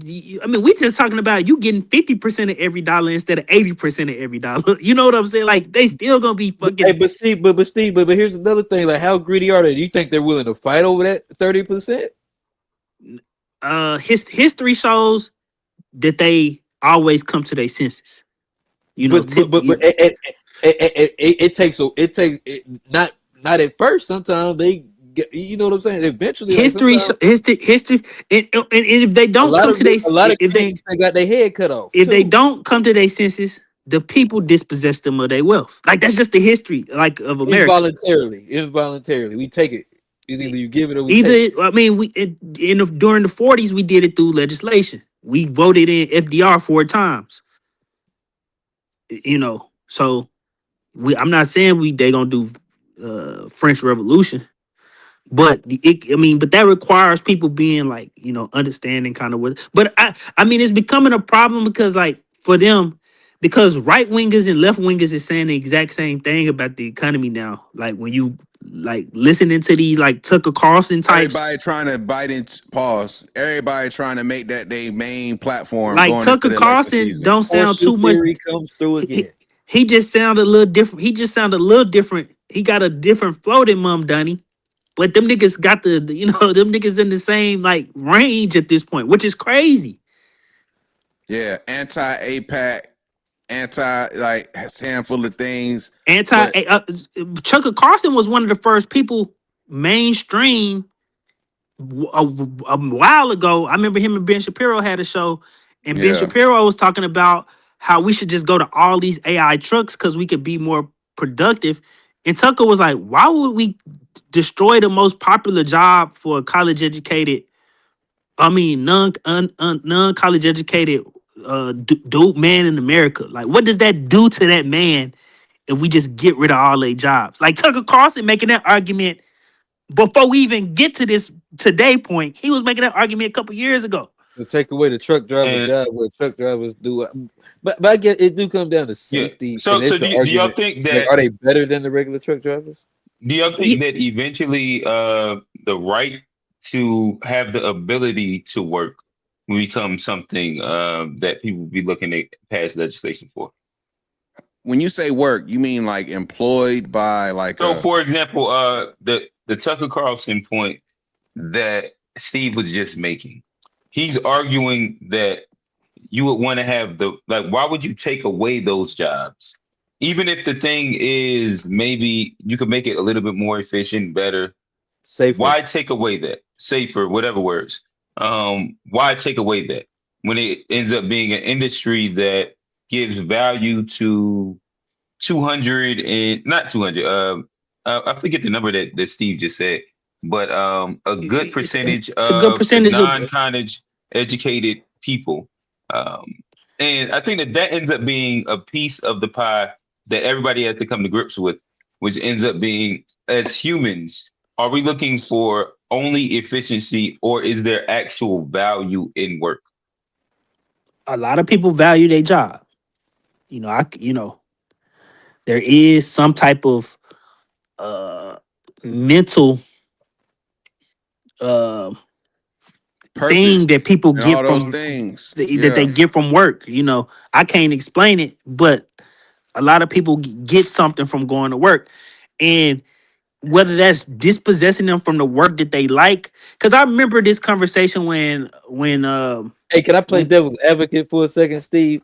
Because there are people, like, when it comes down to, like, let's say truck drivers, to where, like, there's been, like, and I don't know if it's because of, like, the shortage, but there's been a rise in, like, accidents. Like, a nigga like, what's his name? Tracy Morgan. that was a truck driver that was, but that's human error. Hold on, That's hold on, human Johnny. error. I AI want could to, have Johnny. I want to concede this point. I want to concede. I want to concede. Tracy Morgan shit from years ago. Like, come I on, want to Johnny. concede this point. This was Just before about, AI, nigga. just about anything you can think of when applied correctly, AI is better than humans at it. So let's take That's it. we got a real case study. We can look at Doctors, radiologists. So if you go look up But that's right what I'm saying. now, There's a case. There is a argument for all of it. I understand. Nobody's saying that there's no argument. It's I'm not like saying there's it's no argument. between can and should. I'm giving you the point. I'm giving you the point. But that is on the people who in control of this technology to sell it to the masses and to get buy-in and to then like explain what the benefit is. I think a lot of times the issue is that they just say, well, this is better, and then there's no type of like propaganda or work or program to get the masses to understand why it's better. And then that's why you get so much instinctive recoil to stuff. Because they just think they can do it because they got the ability to do it without having to explain it to nobody. So I'm not discounting that it's better. Yeah, it's better. I'm not gonna sit up here and say that robot driving cars is not better than human beings. They are. They simply are. Tesla has all the data. You can go look up how often a regular car crash, and then you can go look up how often a self-driving or supervised car crash on Tesla, and it's like probably 100 to 1 when it comes to miles. That's why I ain't scared of the Waymos. But that's on you having to explain that and get buy-in. I think a lot of people trying to skip over the step of getting the buy-in from the like public. Like that's kind like, but that does take it took like 10 years. It took like 10, 15. No, honestly, it took like maybe 10, 15 years before this idea of getting food delivered was normalized. It took that long. It took a pandemic. Yeah, and it took an extreme event. It took an extreme event as niggas well. Niggas wouldn't have got it unless COVID happened. Niggas refused to order Postmates for some McDonald's or Chipotle before the pandemic. Until niggas couldn't go nowhere, then niggas was like, well, it ain't that bad. But then what happened? Now that niggas can still go places, those companies have not gone ananywhere. They are part of the fabric now. Niggas are still doing that some shit. No pandemic. And also you got to think like the gig economy, those type of jobs, whether it's Uber, Postmate, they play what the K-shaped economy is speaking to when they talk about the K-shape is a lot because of the gig economy. The gig economy, if that stuff don't exist, because the bottom is falling out, but if that stuff don't exist where you can be like, well, shit, at least I can go be like a door dasher. Like if that was just gone and it wasn't like it was just complete drop off, man, these motherfuckers would have been crashed out. That's kind of as soon as these joints can automate, everything's gonna be automated. The mail, the deliveries, the robots in the warehouse, like all of that is he got on the the way. niggas mopping. I seen cute niggas standing around watching the shit mop. They got this. Johnny, y'all gonna have to have a robot at the intersection. I don't know. I don't know if y'all ever been to like robot. I'm anti-AI. No, if you ever been to, I just made some AI graphics. If you ever been to San Francisco, you keep it real on the fly. If you ever been to San Francisco be like, man, it's it's an experimental city, right? But like they experimental my bad phrasing. Yeah, it's experimental for sure. Like some of this shit, like it's there already. Like as far as like the self-delivery, they got like a truck where like they lean into it. They're early adopters. Like basically they got a truck and it got little lockers on that bitch. Hey, that joint pull up in front of your spot. You go down there, it give you a little code on your phone. You boop boop boop. You locker 5, get your food, and it's all just autonomous. Yep. I think we're already in the AI world. Yep. What's that, old man? I said we're already in the AI world. We don't realize it, and that's why everything's driven towards entertainment because that's all we have left. So the only thing that could evolve from more AI is more sports leagues, more entertainment, whatever you're into. So it just become more niche, more different type, like monetizing, like gambling. You already see it. You see the card games that are become popular and just gambling shows and things like that. So I just think that's all we have What is entertainment. If we lose our jobs and our ability to just, we have to do something or have something entertain us to keep us going. So I just see we're already in it. It's the circus, they gave niggas the circus and shit. I mean, this what I hope, because I mean, for all of the lofty goals that they have, I hope they get at least to like 60% of the way there. Because if you don't, well, then it's just But it's gonna be. by what marketing is time period crazy. is? I think the question is on I what man, timeline. I don't know how much longer they got, to be What's honest, the G. timeline? Because Maybe they're gonna get there. They're gonna maybe they get got there. maybe they got a 15 year more window, 15-year more window before like before people really demand to see something that's going to increase their quality of life. Like, Hey, you know what I'm saying? but I here's another think thing. less But than like that. what You other? think I can see that, Q, less than that, to be honest. But at some point you got to come out with some type of something, whether it's driving down the cost of energy, which energy is really everything. Like, energy run the world. Making food even cheaper or whatever the case may be. You have to come out with something that's gonna cause a instant, simple to understand increase in the quality of life for the masses, in order for them to even try to get to the chance to reach these like crazy goals that they got. But what we're talking about is like, because what the internet needed and what happened, like they need a Facebook. Because that's what happened to the internet, and that's what made the internet what we looking at today. I think the internet. It was Facebook, but Facebook changed the way we interact with the internet forever. No, think no, Johnny, it's Black Planet. Everything started with black. Okay. Wait, what are you trying to give Facebook credit for? The way we interact with the internet and like the updates and social media changed how people interact with the media, and that was like the social media that revolutionized even profitability, what they did with ads.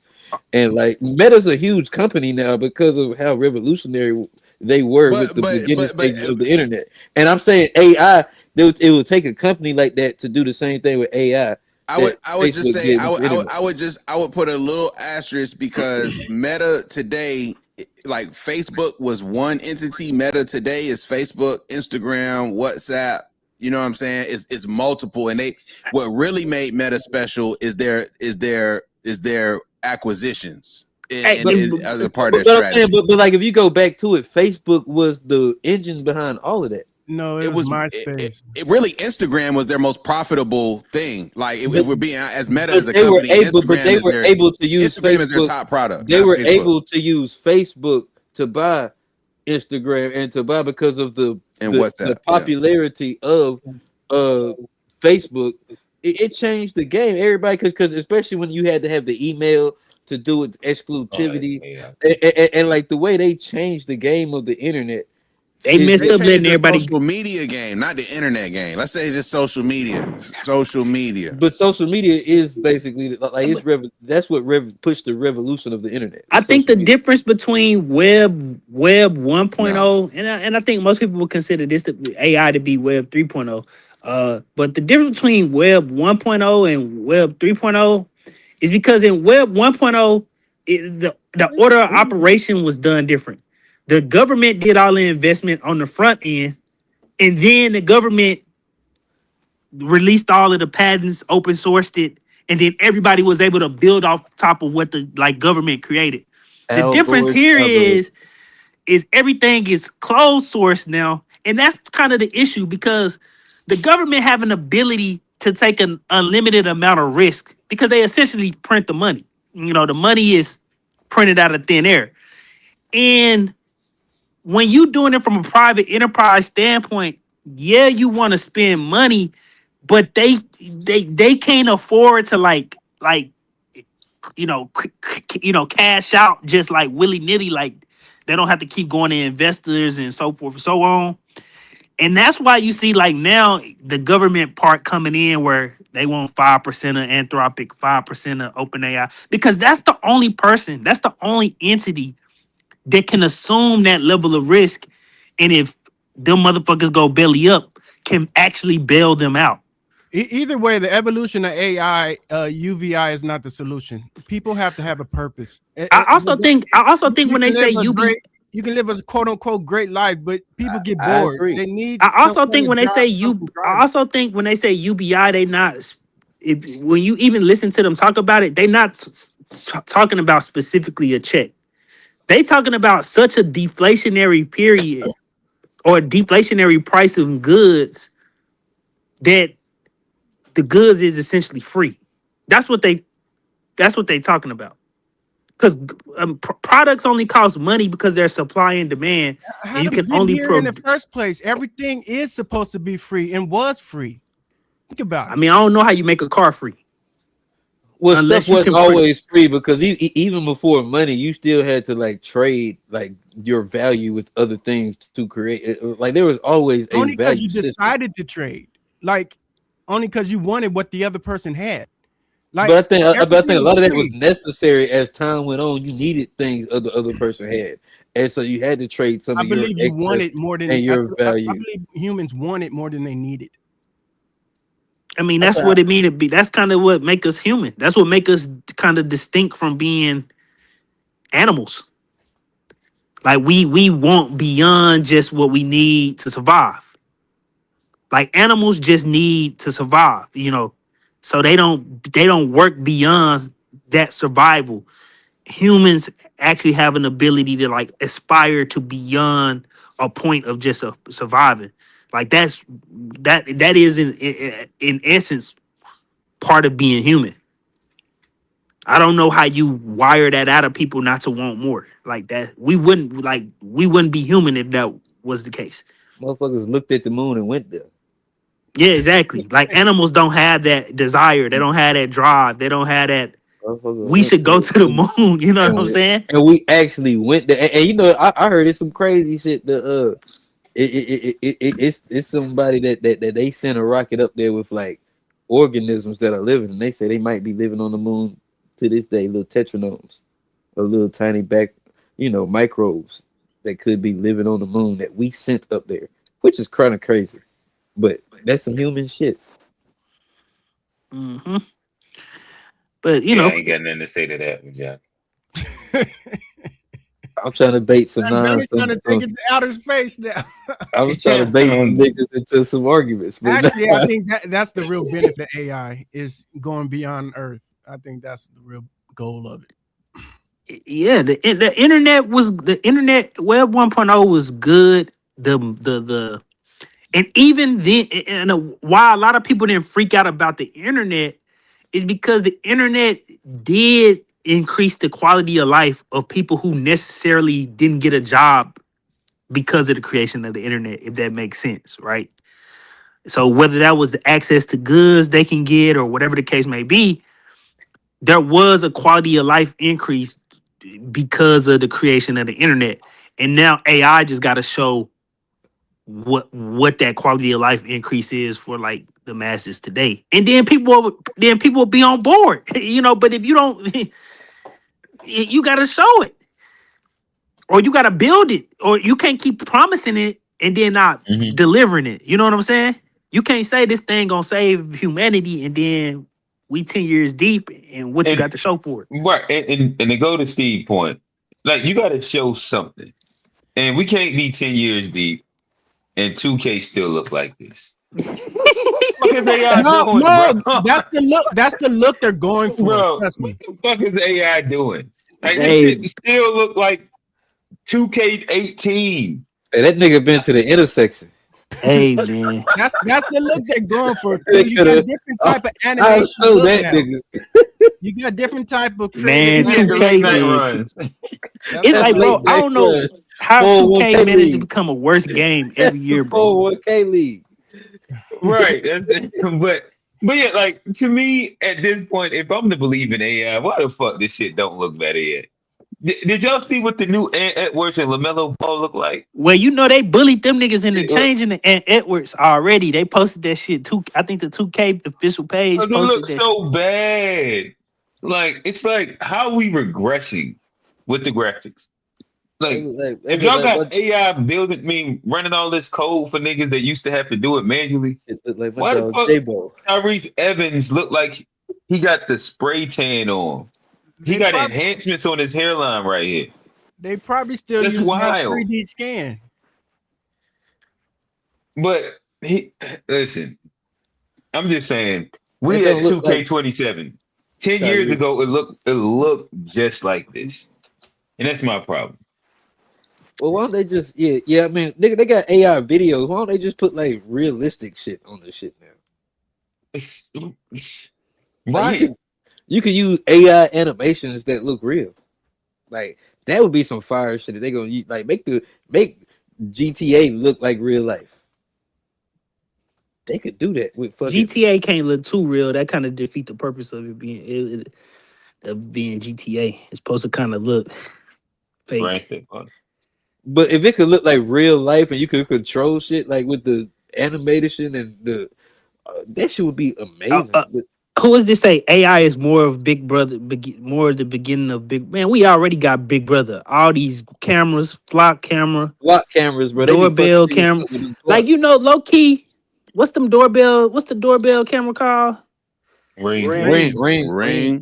That shit was a psyop, bro. Ring. Bro, yeah, they said they be getting people to put shit, selling the footage to niggas. Like getting people to put that shit on their house was priming niggas for this flock shit, bro.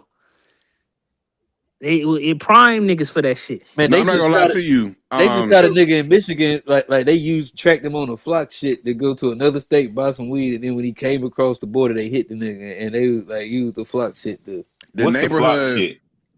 The neighborhood that I'm in was built in 2021, and all of the houses came default with like a whole package of Ring and other automatic shit, like this quote unquote smart technologies and shit.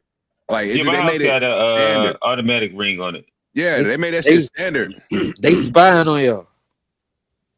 Hey, I fuck with it though. I ain't gonna lie to you. I be checking that motherfucker, boy. I be like, who that in my foot, man? I ain't against being spied on, but you do. But I think it is like you should know that they have the ability to look at the footage. But just ask, so why aren't you against being spied on? No, I said I'm not against it. That sounded crazy. You said I'm not against being spied on. That's what you just said. Right, because I don't do nothing illegal. So why are you cool with them spying on you? Because there's nothing to look at. Okay. So if they caught you stroking one out on the Ring camera, you cool with that? And first of all, why are you doing it on the Ring camera? Second you of all, never know. You never know. And second of all, if you're looking at that, sometimes niggas had a Ring in the living room. They do have Ring cameras in the living room. Why are you doing that on the Ring? Niggas ain't got the Ring in the living room, bro. No, they do. They do. They got indoor Rings. I ain't never met nobody. If you stroking one out on the Ring camera, they got indoor Ring cameras for sure. Oh man! If the Ring camera catch you, you need to go to jail. Can y'all hear me? Yo, let me tell y'all something about that Ring camera. One of my sisters had to call the alarm people because somebody got there looking at her on the damn camera. So she had to switch companies because she caught the motherfucker. Somehow she had to call them spying on her. That's weird. But it happens. It does happen like that. They can't do it. Hey, it was a woman up in Mooresville that she just got arrested for using the flock cameras to spy on her husband's ex-wife. What's the flock cameras? What's that? People got public access to the flock? No, she worked for the police department and she was going behind the door to look at the flock to spy on somebody. Man, I'm gonna have to find a video, bro. It is like a whole. Is that the lady that just got fired, Johnny? She got arrested. I don't know if she got fired or not. She got arrested though. The flock cameras is just these random cameras in all the neighborhoods, bro. But I'm saying, but if a random person at the police station could just go use they can triangulate them shits to like find you and shit. But she was spying on her husband's side woman or ex. And people been doing that for generations, man. They running background checks when they're not supposed to. But like Basically, all a flock camera give way too much information for somebody that's not supposed to have it. Yo, let me holler at you for a second, Q. You were saying why the 2K looks so bad because the chip has went up so much that you know what I'm saying, they can't even produce the technology to do it because of if they did it, you know what I'm saying, that mean they had to upgrade the system. You see the video game system. Then I done got I can't hear shit on this man. Hey, Unk in the I ain't Matrix. gonna lie. that nigga sound like Your bubble service chuck is right going crazy. That was actually kind of crazy. That Rock Hill. That nigga sound like bubble I chuck. don't think it's a coincidence that Flock headquarters is in Atlanta, Georgia. All What of does that that mean? surveillance, all them surveillance companies just popping up. Wait, Flock is the name of the company? I just thought that was a hood name for the cameras. No, that's the that shit actual called name Flock. of the company. Flock Oh, camera. yeah, I thought that was just like the streets branded it. Flock, like No, All them surveillance companies headquartered in Atlanta, and they like a testing flock of all that birds. shit out in Atlanta, bro. Cause they got a drone company. It's basically the same thing as Flock, but it's just these drones that just fly around the fucking city. Oh damn, Yeah, we like- really walking into Big Brother So time. Atlanta is the headquarters. But like we And shouldn't Johnny don't mind. no, Johnny, I you don't don't. mind, Big Brother? I didn't say I don't mind, big bro. I don't want no drones flying around, but like And see, Flock is the type of shit that turn people against AI. you wouldn't even know they look like little birds. I think they gonna have birds. I think they gonna have fake birds out there. They already Like, you know, do. Nigga, they already got fake they birds, always bro. They already do. They What you already talking got them. about?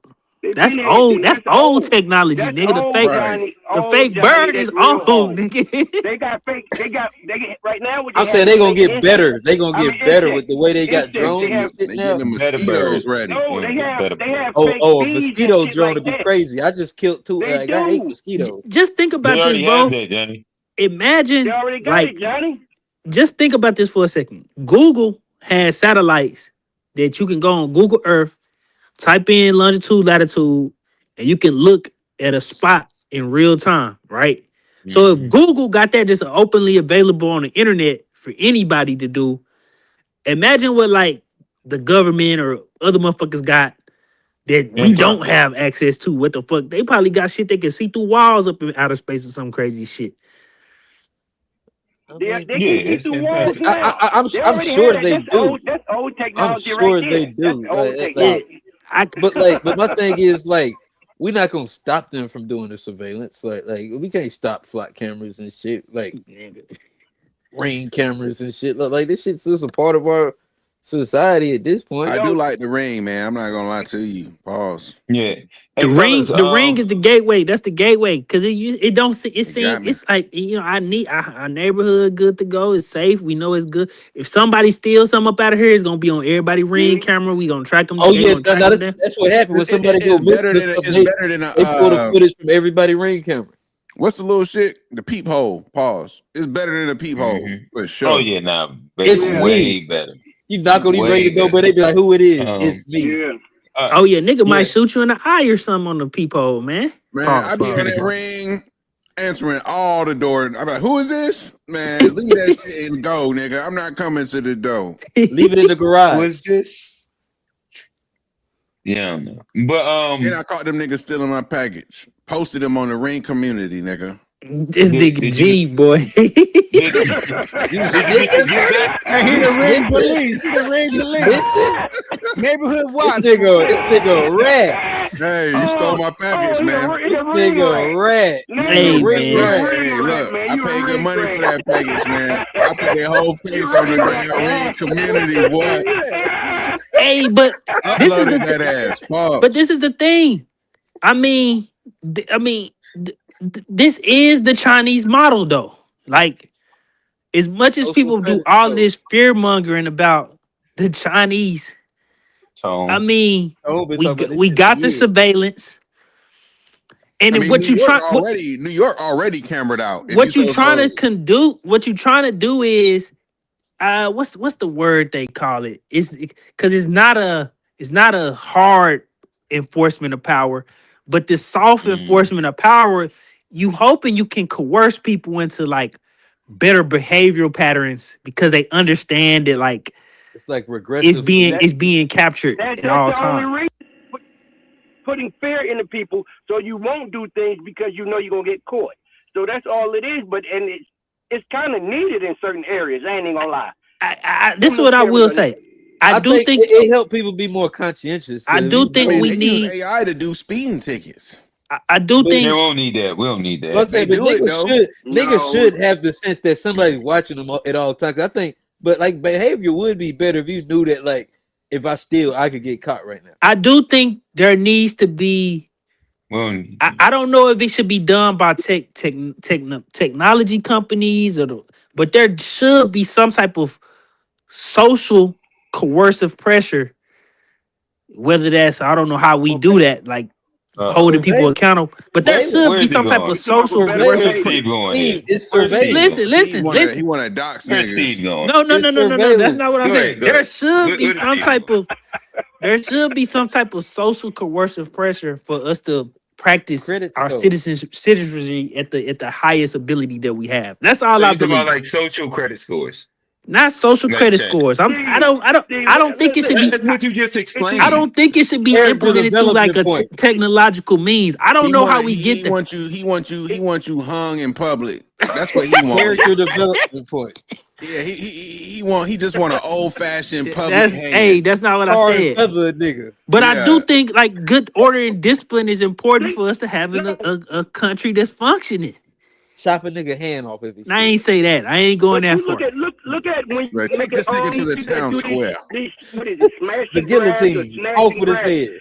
You can't touch them. You can't. I'm not going that extreme. You know what I'm saying? Because but I'm just saying like just steal whatever the hell they want, put the camera on them. The camera is on them, and they stealing whatever the hell they want to. They walk in stores because no one can touch them. We should be able to see the footage of you steal. Like if you steal. Being on them. But old man, if somebody steals, under $1,000.